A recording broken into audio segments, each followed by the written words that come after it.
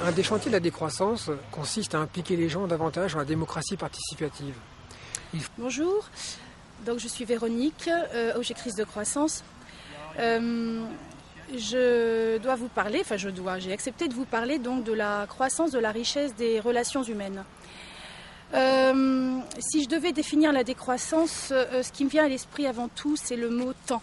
Il faut organiser davantage de réunions, organiser des débats et surtout informer les gens des réels enjeux de demain. Pour cela, il faut une bonne connaissance des dossiers. Sans connaissance des dossiers, on ne peut rien faire.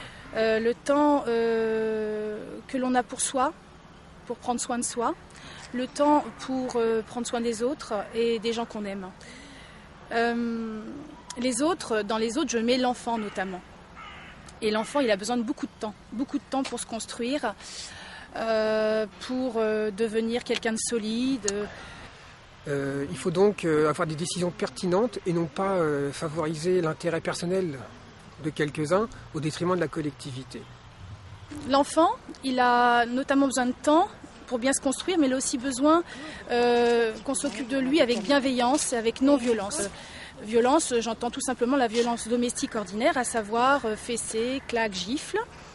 Et je vous invite d'ailleurs à consulter le site de l'OVEO, Observatoire de la violence éducative, créé par Olivier Morel, qui explique très bien les répercussions néfastes donc, de cette violence éducative ordinaire.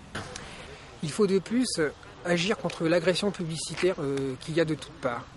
La publicité aujourd'hui a un coût de 500 € par personne et par habitant. Aujourd'hui, la seule ville qui a réussi à éradiquer la publicité est au Brésil, c'est à Sao Paulo. La ville a changé d'image, c'est devenu une véritable ville avec son identité personnelle. J'aimerais également dire donc une bonne éducation, c'est aussi une éducation où on respecte le rythme de l'enfant. Et il y a notamment des pédagogies qui existent au sein de l'éducation nationale, elles sont minoritaires. Les pédagogies dites alternatives créées par Maria Montessori, Célestin Freinet, Janusz Korczak, qui donc respectent l'enfant, son rythme et également sont dans cette culture coopérative, enseignent la culture coopérative, le partage. Qui est vraiment à l'encontre, on va dire, du mode de fonctionnement actuel de notre monde, à savoir un mode fonctionnant sur la compétitivité et la concurrence. Pour finir, il faudrait réussir à créer des médias indépendants, sans publicité, afin d'informer réellement les gens pour pouvoir prendre des décisions pertinentes. La décroissance, donc, encourage les pédagogies alternatives, les universités populaires, ainsi que la transmission des savoir-faire locaux. Elle encourage également une multiplication des métiers artisanaux, dits manuels, voilà, et également pour permettre aussi cet accroissement de la richesse des relations.